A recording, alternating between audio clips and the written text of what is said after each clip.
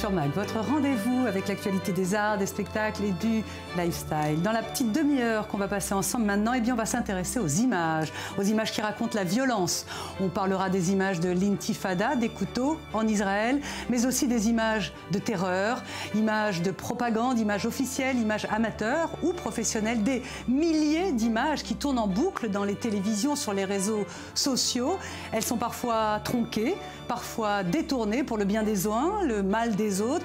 Et pour en comprendre le mécanisme et voir plus loin, eh bien, nous serons en ligne avec un photographe, reporter de guerre, Pierre Terjman. Il collabore notamment à plusieurs magazines français et internationaux. Pierre Terjman est également le fondateur du collectif Disturb, une association de photojournalistes. Dans le journal également, un focus sur le festival de photo-reportage à Bayeux qu'il organise en France. Un prix qui couronne les correspondants de guerre, un métier qui se partage désormais avec n'importe quel propriétaire de téléphone portable. Voilà pour le sommaire de ce journal de la culture.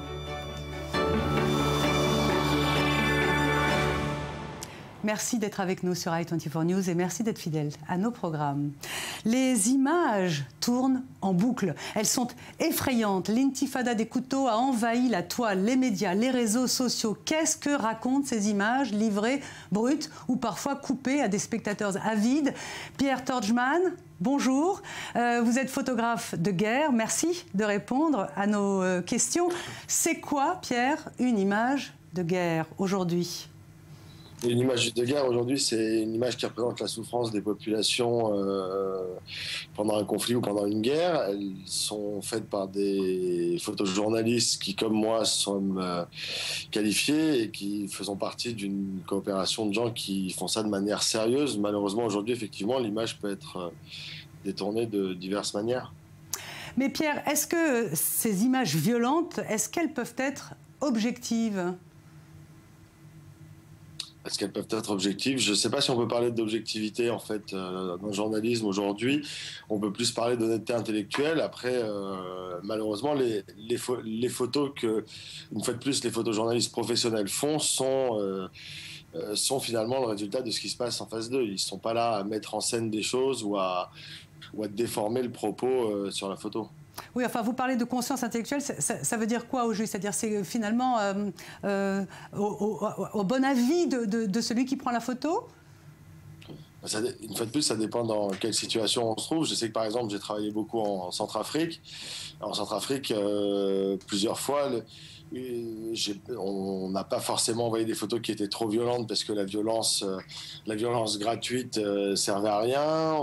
Je me suis retrouvé en Centrafrique plusieurs fois à partir d'une scène parce que la présence de mon appareil photo ne faisait que accentuer la problématique qu'il y avait sur place. Enfin voilà, quand je parle de responsabilité, c'est sur ce genre de choses. Pierre Terjman, on a vu sur certains sites ou certains médias que des vidéos, notamment celle de l'attaque à la voiture bélier à Jérusalem en Israël, avaient été tronquées. Comment, lorsqu'une image est livrée au public, comment peut-elle être contrôlée, cette image ? Ça dépend qui la diffuse surtout en fait. C'est toujours la même chose, c'est-à-dire qu'il y a des médias mainstream qui diffusent ces images en relatant les faits tels qu'ils sont donnés par l'AFP ou par la société de presse, qui sont des organismes de presse qui font le fil en fait, qui relatent ce qui se passe de manière neutre et professionnelle. Après, effectivement, une image, si on n'a pas la bonne légende en dessous, on peut lui faire dire n'importe quoi. C'est le problème que on a aussi eu en France avec Robert Ménard quand il a pris une image et qu'il en a fait une pour son magazine en rajoutant dessus que les migrants étaient en route pour Béziers et qu'ils allaient tous arriver. C'est le problème aujourd'hui de la manipulation de l'image. Pierre Terjman, vous êtes photographe de guerre pour plusieurs magazines. Vous travaillez notamment pour Paris Match, un hebdo français. Vous travaillez pour le New York Times, qui est un quotidien américain. Vous travaillez également pour un quotidien israélien, le Haaretz. Qu'est-ce que vous demandent les rédacteurs en chef? Est-ce que les demandes sont différentes selon les pays? Ah, mais ça, c'est un peu un mythe, hein, parce que moi, on m'a jamais demandé de travailler différemment pour tel ou tel pays. Moi, ce qu'on me demande, c'est d'aller quelque part, de regarder ce qui se passe, de prendre des photos et de témoigner. Moi, j'ai jamais été soumis à aucune pression que ce soit pour faire telle ou telle photo dans tel ou tel endroit. c'est malheureusement ce que souvent les gens essayent de faire croire pour décrédibiliser notre travail, mais pour moi en tout cas ça n'a jamais été le cas. Oui, enfin, vous comprenez ma question, j'imagine bien qu'il n'y a pas de pression, mais je voudrais avoir votre avis. Est-ce que vous sentez une différence éditoriale entre un magazine français par exemple ou un magazine américain? Est-ce qu'il y a un parti pris finalement de la part des rédacteurs en chef? Un parti pris, non. Il y a un traitement de l'information qui n'est pas la même. Le système anglo-saxon est beaucoup plus basé sur les fact-checking que le système français qui est plus narratif. Mais après, derrière, non, j'ai jamais eu de pression. Mais vous savez, après, c'est toujours pareil. C'est-à-dire que suivant de quel côté aussi les gens qui lisent le journal se trouvent, on peut toujours trouver qu'on est les pros des uns sont les anti des autres. Il n'y a pas vraiment de règle là-dessus. Non, par contre, nous, en tant que photojournalistes, essayer d'être des deux côtés et de pouvoir creuser l'information des deux côtés du conflit, ça doit être une priorité. Mais est-ce qu'il est arrivé que vous proposiez des images que l'on vous refuse en disant c'est pas exactement ça qu'on voulait, selon qu'on photographie d'un côté ou de l'autre d'un mur ou d'une frontière, par exemple? Non, ça voudrait dire que les gens qui m'enverraient prendre des photos se feraient une idée à l'avance de ce que j'irais voir sur le terrain. Or, ça, dans une rédaction qui se respecte, aujourd'hui, c'est pas le cas. Aujourd'hui, les gens, justement, vous envoient sur le terrain pour que vous alliez vous faire votre propre idée et que vous leur rendiez compte de ce qui s'est passé, pas de ce qu'ils s'imaginent, eux, qui va se passer. Ça, c'est des schémas qu'on va trouver plus sur des sites d'information ou dans des médias qui sont orientés, mais sur des médias mainstream, en général, on vous demande pas de revenir au journal avec ce que le journal s'imaginait, mais plus avec ce que vous allez trouver sur place. Ma question, en fait, c'était est-ce que ça existe finalement une rédaction objective lorsqu'on parle d'un journal ou d'une télé? On cite toujours la ligne éditoriale, donc c'était ça ma question. Est-ce qu'il y a un regard objectif sur un conflit, en fait? Oui, il y a une ligne éditoriale, il y a la ligne éditoriale du journal, mais le regard est objectif sur le conflit à partir du moment où on relate ce qu'il se passe des deux côtés. Malheureusement, dans beaucoup de conflits, les bourreaux du lundi peuvent vite se retrouver être les victimes du mardi, qui elles-mêmes se retrouveront être les bourreaux du mercredi, si vous comprenez ce que je veux dire. Je comprends. Donc, on a du mal à... On peut pas... par exemple, sur la Centrafrique ou sur d'autres thématiques, souvent, de toute manière, on ne peut relater que ce à quoi on a accès et ce qu'on comprend. Donc, après, ça dépend aussi de l'accès qu'on peut avoir aux villes ou aux endroits qui sont en conflit. Alors, quand un photographe prend parti d'un côté ou d'un autre, est-ce qu'on peut parler de propagande? Je sais ce que vous allez répondre, mais j'attends votre réponse. Et en fait, c'était pour introduire le fait que désormais, les terroristes ou Daesh ou l'État islamique produisent des images, leurs propres images. Qu'est-ce qu'un photoreporter comme vous, un rédacteur en chef, peut faire de ces images-là? Elle est où la limite? La limite, elle est déjà que quand les journaux ou les magazines utilisent ce genre d'images, ils sont obligés de mettre un annoté pour dire que les images sont des images de propagande. Je ne sais pas si vous avez déjà vu sur France 2, sur TF1, sur CNN, on marque toujours que c'est des images de propagande de l'État islamique ou d'ailleurs. Moi, personnellement, j'en fais rien, que ce soit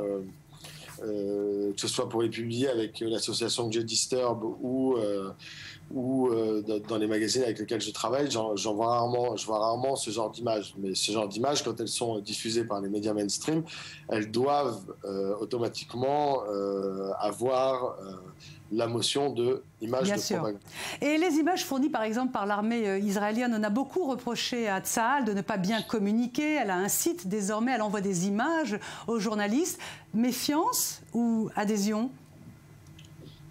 Méfiance dans le sens où à partir du moment où c'est un organe militaire qui diffuse des images, c'est forcément dans son intérêt et donc dans un intérêt de propagande et pas d'information. On ne peut pas dire qu'un bureau d'information militaire quel qu'il soit israélien, américain, français ou ailleurs, travaillent dans la neutralité de l'information. Ils veulent faire passer un message, donc ça peut pas être quelque chose qui soit fondamentalement neutre. Voilà, on peut pas. Après que ça serve de base aux journalistes pour avoir des chiffres, pour avoir des compléments d'informations sur certaines choses, oui, mais ça peut définitivement pas être un relais de l'information. Alors Pierre Terjman, le Festival de Bayeux dont vous êtes co-organisateur récompense... Ah non, pas du tout, je ne suis pas co-organisateur du Festival de Bayeux. Je pensais que vous étiez directeur artistique, c'est ce que j'avais vu sur un site. Bon, écoutez, voilà, faute. Enfin, bon, il y a ce Festival de Bayeux dont on va en entendre parler dans... De Bayeux en tant que jury et en tant que fondateur du collectif Disturb, qui a effectivement une intervention dans les lycées pendant le Festival de Bayeux. Mais je ne suis pas fondateur du Festival de Bayeux. Bon, enfin, vous faites partie du jury de ce festival qui récompense le photographe de guerre. C'est quoi aujourd'hui un photographe de guerre et quels sont les critères pour... Je sais pas, vous savez, moi par exemple, je me considère pas du tout comme un photographe de guerre, je me considère comme un photojournaliste qui traite de conflits, mais je suis pas un photographe de guerre. Photographe de guerre, aujourd'hui, il y a très peu de gens qui font vraiment que du combat de photographie, ce qu'on peut appeler, ou de la photo de guerre. La photographie de guerre, c'est aller relater ce qui se passe dans les populations et comment les populations souffrent dans un état de guerre. Cette année, le prix Bayeux a récompensé Heidi Levin avec son travail sur Gaza pendant les derniers événements. Photographe de guerre, c'est un photographe qui va se confronter à la réalité de la guerre et à ses conséquences. Merci beaucoup Pierre Terjman, merci beaucoup. Justement, on va regarder tout de suite le sujet de Léa Bouchoucha sur le prix Bayeux. Merci d'avoir été avec nous.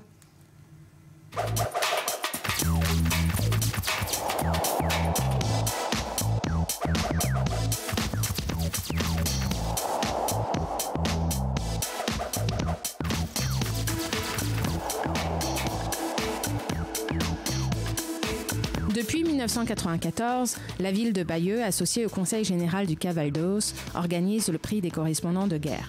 Objectif de cette 22e édition, mieux comprendre l'actualité des enjeux des conflits. Et le Moyen-Orient est au cœur de la compétition, avec notamment la guerre en Syrie et en Irak, l'avancée des terroristes du groupe État islamique et l'exode des chrétiens d'Orient, mais aussi la situation en Ukraine. Dans les rues de Bayeux, cette petite ville normande, proche des plages du débarquement, sont affichées des photographies grand format. Prises de Mossoul en Irak, à Raqqa, ville syrienne dont l'EI a fait la capitale de son califat.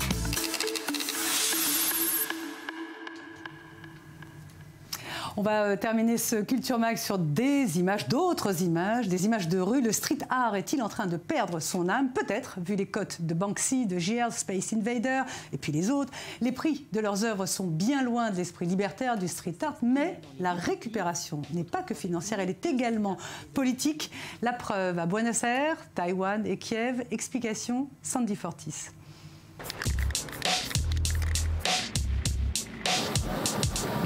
Plus besoin de se cacher pour graffer.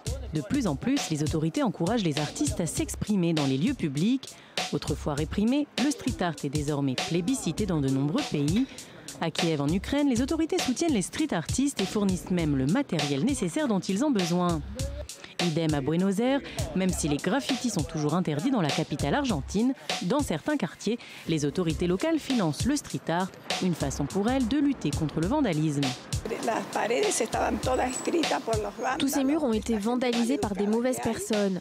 Nous n'avons pas les moyens de les repeindre. La municipalité nous a donc envoyé ces artistes pour embellir notre quartier. Une initiative qui a certes ses avantages, mais si les graphes sont autorisés, perdent-ils alors leur vocation ? À Taïwan aussi, les autorités ont changé de politique concernant les graffitis. Elles encouragent désormais les graffeurs afin de redonner vie à certaines zones urbaines. Il existe des zones dédiées au street art, des zones contrôlées où l'on indique aux artistes où s'exprimer. Leur seule règle, ni injure ni pornographie. Alors même si certains artistes se réjouissent de pouvoir peindre sans risquer la prison, d'autres trouvent que cette approbation des autorités supprime toute adrénaline. Cet intérêt soudain des officiels pour le street art sonnerait-il la dernière heure de l'esprit graffeur ?